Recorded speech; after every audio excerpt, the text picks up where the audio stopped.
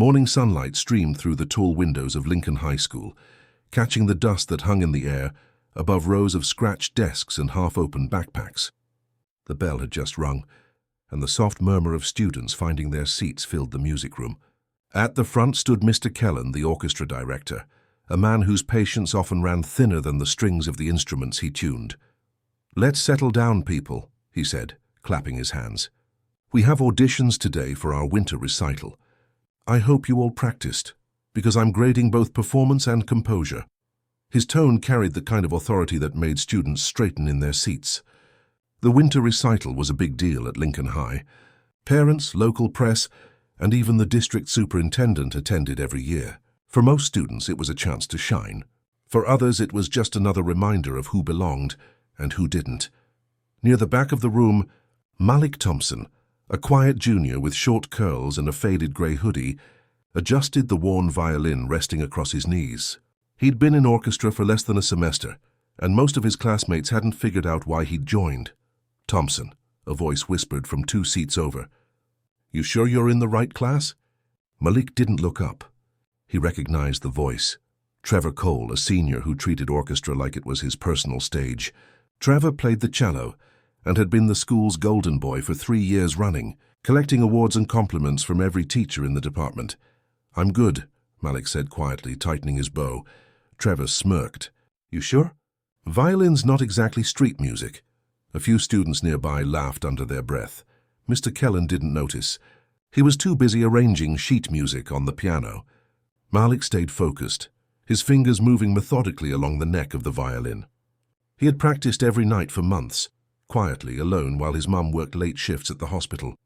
She was the one who'd found the instrument at a second-hand shop and surprised him with it on his 16th birthday. "I thought you'd like it," she had said. "It used to belong to someone who took care of it. Maybe it's waiting for someone else to do the same." He hadn't known how to tell her then, but the violin had changed something in him. It was the one place where everything, noise, doubt, the weight of being unseen, fell away. Now, sitting in the back of that room, he held onto that memory like armor. "All right," said Mr. Kellen, "we'll go in alphabetical order. Tanderson, you're up first." One by one, students made their way to the front, performing under the fluorescent lights and the expectant silence of their peers. Some played well, others stumbled, but everyone clapped politely regardless. When it was Malik's turn, the room shifted. Conversations stilled. Trevor leaned back in his chair, smirking.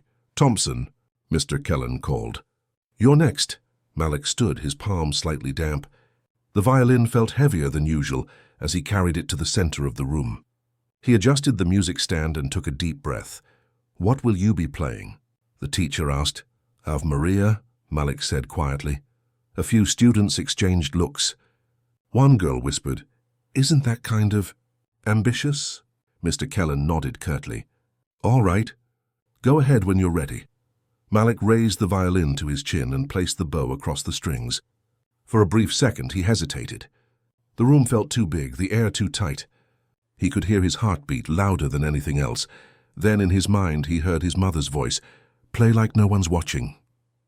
That's where the truth lives. He drew the bow across the strings. The first note trembled, soft and unsure. A snicker came from the back. But then Malik found his rhythm. The tremor steadied. His fingers moved with quiet precision, coaxing out a sound that didn't belong in a classroom. It belonged somewhere sacred, somewhere still. The melody unfolded slowly, gently, like breath after silence. Each note carried warmth and weight, floating across the room until even the air seemed to still. Conversations died. Trevor's smirk faded. By the second phrase, Malik had forgotten where he was. His hands knew the path. His bow sang with quiet conviction. He didn't rush. He didn't need to. The music filled every corner of the room, soft enough to make people lean forward, strong enough to make them listen. When he reached the final measure, the last note lingered in the air before dissolving into silence.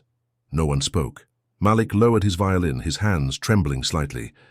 He looked up, expecting indifference or worse, laughter. Instead, he saw faces frozen in quiet awe. Mr. Kellen blinked twice as if snapping out of a trance. "That," he said slowly, "was extraordinary." For a moment the words hung there, almost disbelieved. Then a sound broke the stillness. Not laughter this time, but applause. Real applause. Not the polite kind students give out of obligation, but something deeper. A few students stood up. Others wiped their eyes. Even Trevor, sitting near the back, couldn't quite meet Malik's gaze. "Where did you learn to play like that?" Mr. Kellen asked quietly. Malik shrugged. "Just practiced." "That wasn't just practice," the teacher said. "That was heart." The rest of the class blurred by in a haze. Malik returned to his seat, heart pounding, while others whispered in disbelief. When the bell finally rang, he packed up quickly, wanting to escape the sudden attention. As he reached the door, Trevor's voice called out behind him. "Hey, Thompson." Malik paused. Trevor's expression wasn't mocking anymore. "That was good, man. Really good." Malik gave a small nod and walked out into the hallway, the faint hum of applause still echoing in his chest. That afternoon, while the school emptied, Mr. Kellen stayed behind, replaying the performance in his mind. He'd been teaching for nearly 20 years, but he couldn't remember the last time a student had played with that kind of emotion. It wasn't technical perfection that had silenced the room. It was honesty. He opened his laptop and began typing an email to the district arts coordinator. Subject: Recommendation for student performance, winter recital. Feature: There's a student I think you need to hear.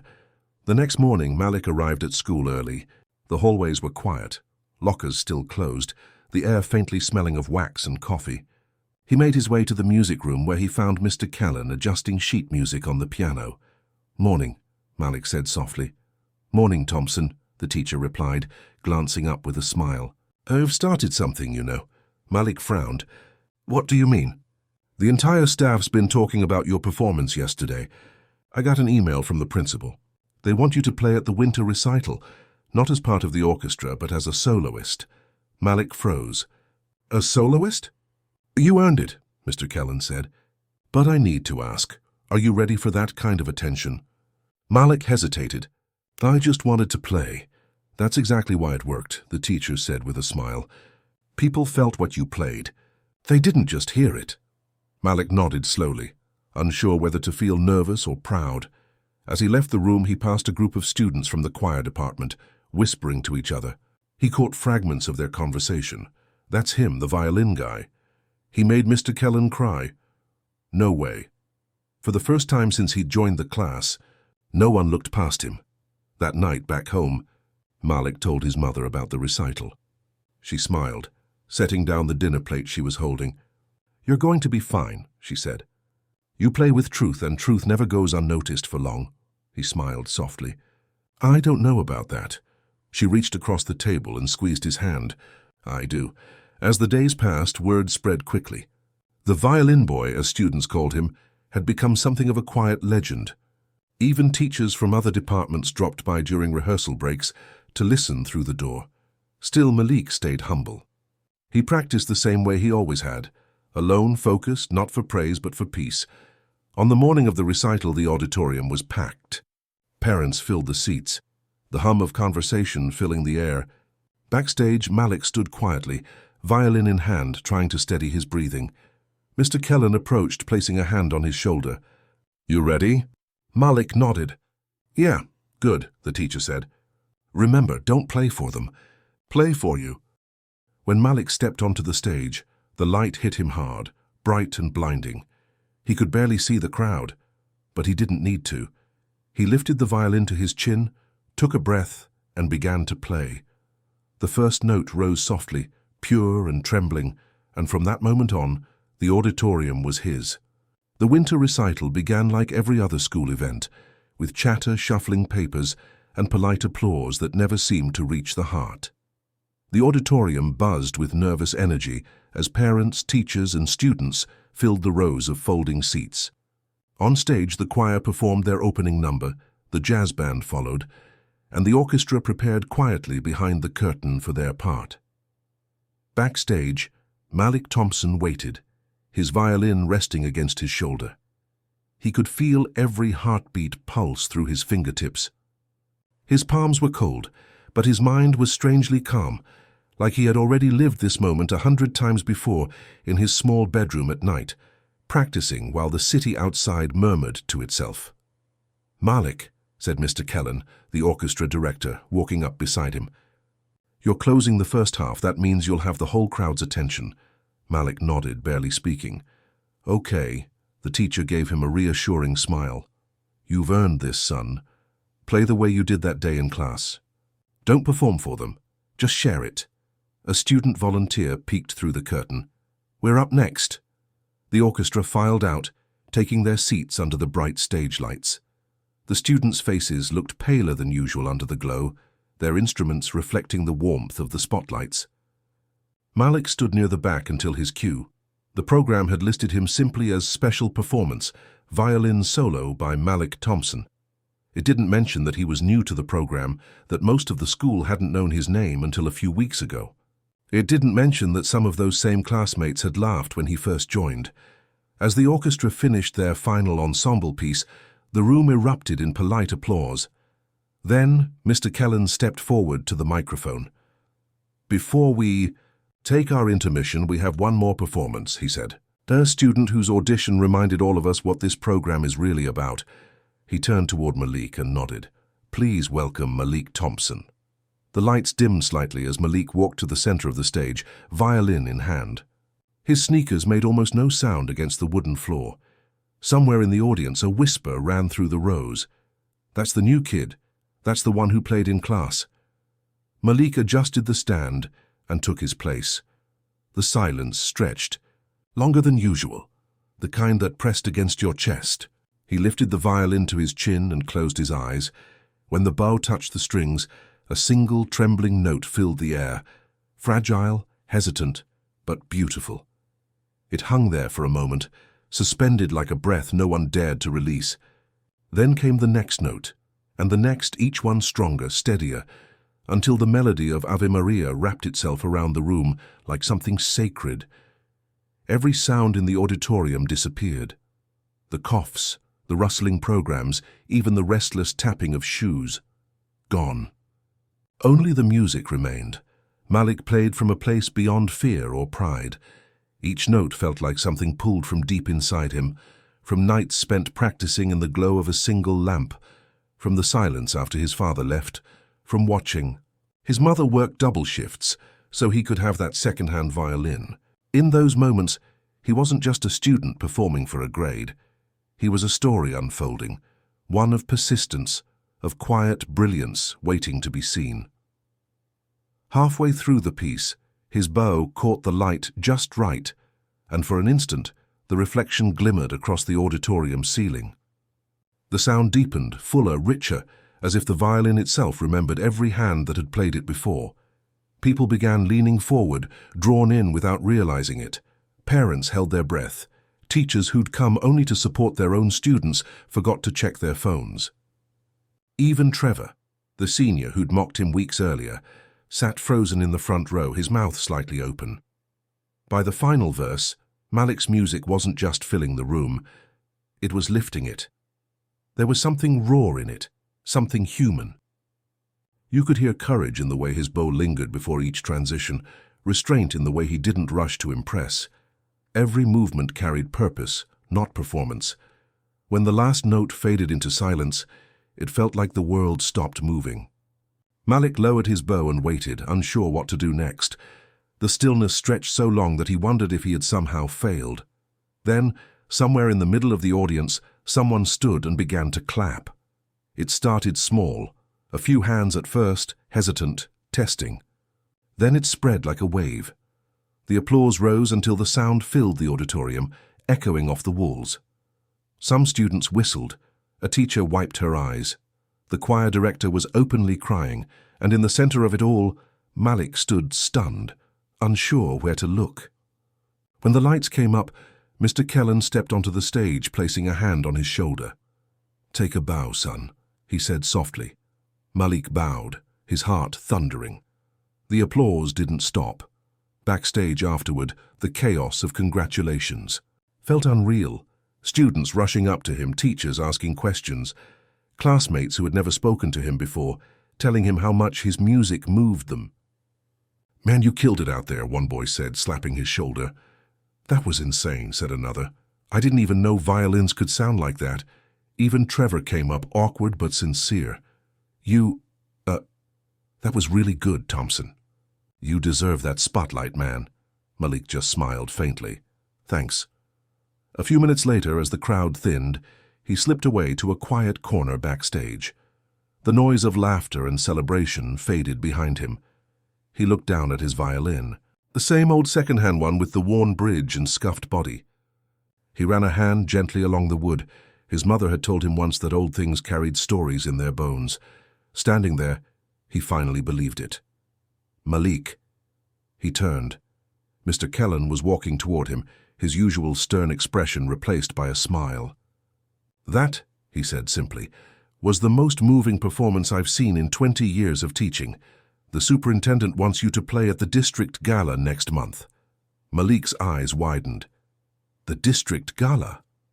Your solo will open the event, the teacher said. They want you to represent Lincoln High. Malik hesitated, then smiled. Yes, sir, I'd be honored. Mr. Kellen nodded proudly. Then let's get to work. You've got something special, son. Don't let anyone tell you otherwise. That night, Malik walked home carrying his violin case, the cold air sharp against his face. His mother, Denise, was waiting in the small kitchen when he arrived. She looked up from the sink, tired from a double shift, her scrubs wrinkled and her eyes heavy. You're home late, she said. How'd it go? He opened the case and placed the violin gently on the table. They want me to play at the district gala. For a moment she didn't speak. Then her face broke into a smile that seemed to light up the room. I knew it, she whispered. I knew they'd see you one day. Malik laughed softly. You sound more surprised than me. No, baby, she said, walking over and cupping his cheek. I'm proud. There's a difference. He looked at her for a moment, then said quietly, I just wanted to play it right. You did, she said, her voice steady. You played it real, that's what people heard. As he packed his violin away for the night, Malik thought back to the laughter, the doubt, the sideways looks he used to get. None of it mattered now. Because when the music started, when the bow met the string, the only sound left was truth, and truth had a way of silencing everything else. He smiled to himself as he turned off the light. Tomorrow, he would start practicing again. The recital was over, but his story had just begun. The next morning, the hallways of Lincoln High were buzzing. Word of Malik's performance had spread across the entire school overnight. Clips of him playing had made their way onto social media, short videos posted by students in the audience, each one captioned with variations of, "This kid made everyone cry," or "The violinist who shut the school up." By the time Malik walked through the front doors, whispers followed him everywhere. Some were curious, others amazed, but none mocking. "That's him," someone said near the lockers. "The one from the recital?" another replied. My mum cried watching that video. Malik kept his head down, the strap of his violin case slung over his shoulder. He wasn't used to this kind of attention. He wasn't invisible anymore, but he didn't know if he liked being seen either. When he reached the music room, he found Mr. Kellen sitting at the piano, flipping through sheet music. He looked up and smiled. "You're famous, kid," Malik groaned. "Please don't say that." The teacher chuckled. All right. But the district arts coordinator called me this morning. They confirmed your spot at the gala. You'll be performing for school leaders, educators, donors, the works." Malik blinked. "That's kind of huge." "It is," said Kellen. "And you earned it. You've got a chance to remind people why music matters." Malik nodded, gripping the handle of his violin case tighter. "Guess I'd better start practicing." "You already are," Kellen said with a grin. "I'll help you polish it, but don't change too much. The beauty in your playing is that it's you." Over the next 2 weeks, Malik practiced harder than ever. He spent hours in the music room after school, the sound of his violin echoing through empty halls. Sometimes students would stop by the door to listen, but he barely noticed. His world was the notes, the small movements of his bow, the feel of the strings under his fingertips, the way a single mistake could shift the emotion of an entire piece. At home, his mother watched him with quiet pride. She'd come home late, exhausted, and still find him playing softly by the window, eyes closed, lost in his own rhythm. "Don't you ever get tired?" she asked one night. He smiled faintly. "Not when I'm playing." When the day of the district gala finally arrived, Malik and his mother rode the bus downtown. The event was held at the Fairmont Arts Center, a place he had only ever seen on TV. The building stood tall and elegant, its glass entrance glowing with golden light as people in suits and dresses walked inside. Malik's mother, Denise, wore her best dress, simple, black and elegant.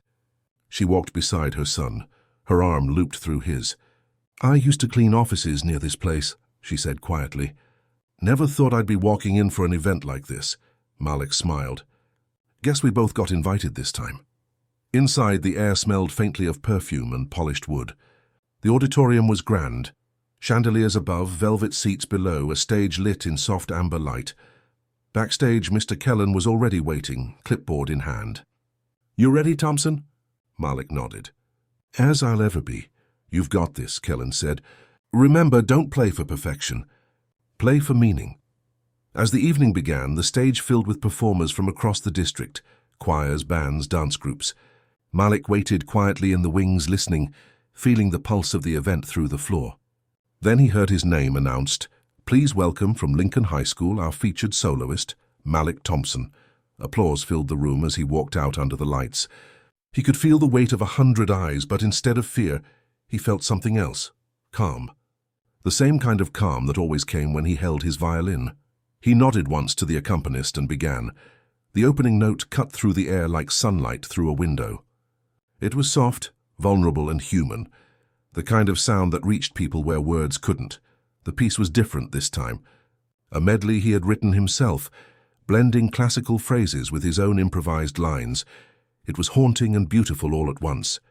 Each note seemed to rise out of silence and return there again, carrying stories that didn't need to be spoken. He played not for applause, not for validation, but for the feeling of release. That quiet moment when everything broken inside found its voice and healed just a little.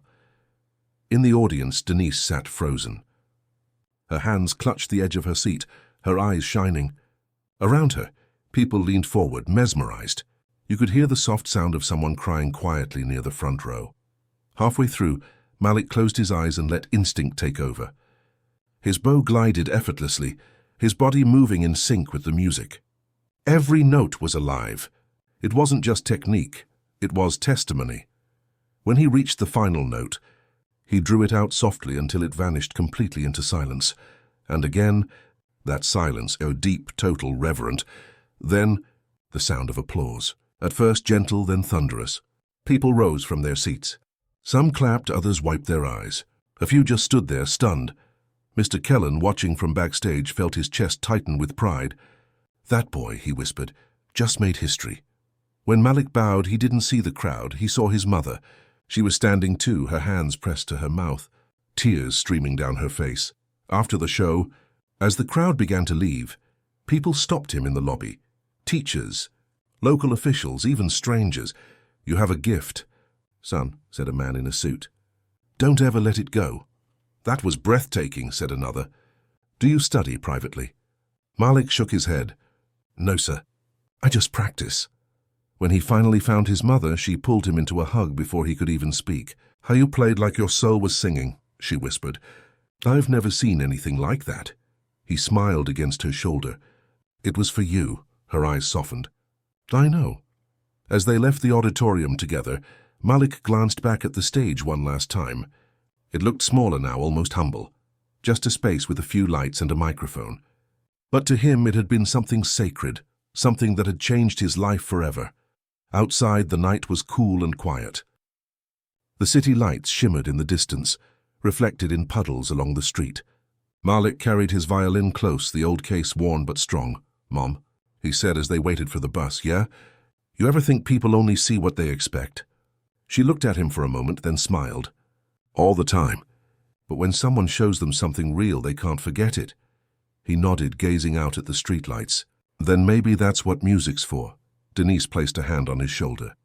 "It is. And maybe that's what you're for, too." When the bus arrived, they climbed aboard, sitting side by side. Malik looked out the window as the city blurred past.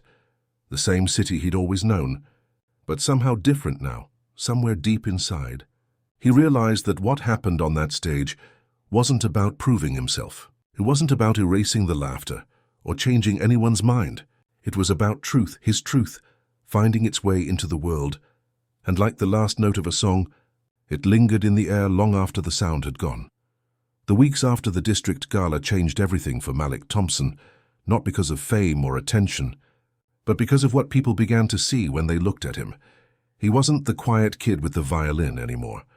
He was simply Malik, the boy whose music made people cry, the one who played with something that reached beyond skill or sound. Teachers greeted him in hallways, strangers stopped him in grocery stores, and his video, the one recorded at the gala, was being shared across local networks and eventually picked up by a community arts channel online. At first, Malik tried to ignore the attention. But one morning as he walked into school, he noticed a group of younger students gathered around the bulletin board near the music wing. On the board was a printed article from the City Gazette with a picture of him performing under the headline, "Students' Violin Performance Moves Hundreds at District Gala." He froze for a moment, reading the small caption beneath. Lincoln High Junior Malik Thompson's emotional solo left the audience in tears, reminding everyone that talent can come from anywhere. "Dude, that's you," a freshman said as Malik passed by. "You were amazing," Malik smiled shyly. "Thanks." As he stepped into the music room, he found Mr. Kellen waiting, tuning a cello. "You've seen it, huh?" Malik nodded. "Yeah, kind of weird seeing myself in the paper," Kellen chuckled. "Weird maybe, but well-deserved. You've done something most musicians twice your age never manage. You made people feel." He paused, then added, "I got a call from the regional arts director. They want you to audition for the Youth Symphony next month." Malik blinked. "Wait, like the Youth Symphony? The one that tours?" Kellen grinned. "The very same.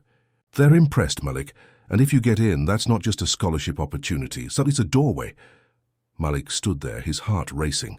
He had never imagined something like that. For so long, music had been his refuge, not his ambition. It had been something he did to quiet the noise in his mind, not something that could open doors. That evening, at home, he told his mother about the offer, while she reheated dinner after another long shift. "Regional Symphony," she repeated, nearly dropping the pot lid. "Malik, that's incredible." He grinned, rubbing the back of his neck. "It's just an audition, Mom. I don't know if I'll even get in." She turned, crossing her arms. "I've heard you play. They'd be crazy not to take you." He laughed. "You're biased." "Of course I am," she said, smiling. "But that doesn't mean I'm wrong." For the next few weeks, Malik practiced every evening, scales, arpeggios, and then the piece he planned to perform for his audition, Meditation from Thais. It was challenging, emotional, and technically demanding, everything that tested both his fingers and his heart. He practiced in the school's music room long after everyone else had gone home. Sometimes Mr. Kellen would stay too, offering quiet guidance. Other times Malik played alone, listening to how the notes filled the room, letting them teach him what they needed to say. One afternoon, as he packed up, Trevor, the senior who used to mock him, walked in. Malik looked up, surprised.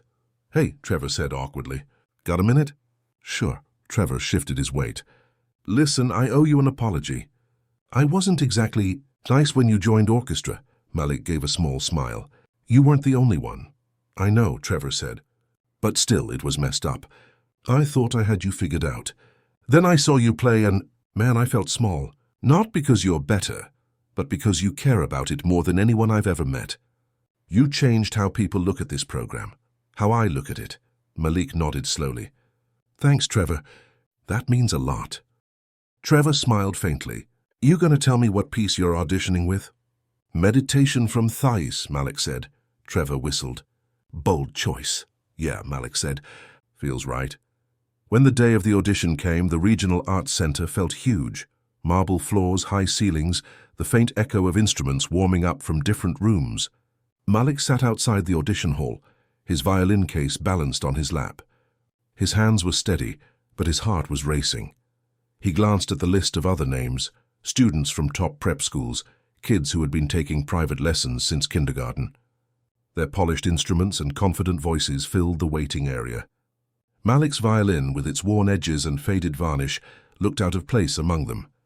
A girl sitting across from him smiled politely. "First audition?" He nodded. "Yeah, "Don't worry," she said kindly. "You'll be fine." When his name was called, Malik stood, adjusted his collar and stepped into the hall. The three judges sat behind a long table, clipboards ready. The space was large and empty, the kind of silence that magnified every sound. He placed the violin under his chin, took a slow breath and began. The first note rose pure and soft, like a whisper in a cathedral. The melody of meditation from Thais swelled, tender and aching. His bow moved with confidence, his fingers gliding over the strings as if guided by instinct. He played as if the room belonged to him, not out of arrogance but out of peace. Each note carried the weight of every practice session, every moment of doubt, every quiet night spent chasing perfection not for applause, but for truth. When he reached the final passage, he slowed, letting the last note fade like a sigh. The silence that followed was thick. One of the judges lowered his pen. Another smiled slightly. "Thank you, Mr. Thompson," said the head judge. "That was remarkable." He nodded politely, bowed and left the room. Outside, Denise was waiting in the hallway, dressed in her best coat. "How'd it go?" she asked softly. He exhaled, smiling faintly. "I think it went okay." A week later, an envelope arrived in the mail from the Regional Arts Council. Malik stared at it for a long time before opening it. Inside was a single page. "Dear Mr. Thompson, we are pleased to inform you that you have been selected as a member of the Regional Youth Symphony. Your audition demonstrated exceptional technical skill and emotional depth. We look forward to welcoming you to our upcoming season." His hands trembled slightly as he handed the letter to his mother. She read it twice, tears welling in her eyes. "You did it," she whispered. "You actually did it." Malik smiled, quiet and steady. "We did it." That night, as he practiced again in the small living room, Denise sat nearby with a cup of tea, just listening. The notes drifted through the apartment, soft and golden. There was something unexplainable about the way he played now. Lighter, freer, as if every sound carried both who he had been and who he was becoming. When he finished, she clapped softly.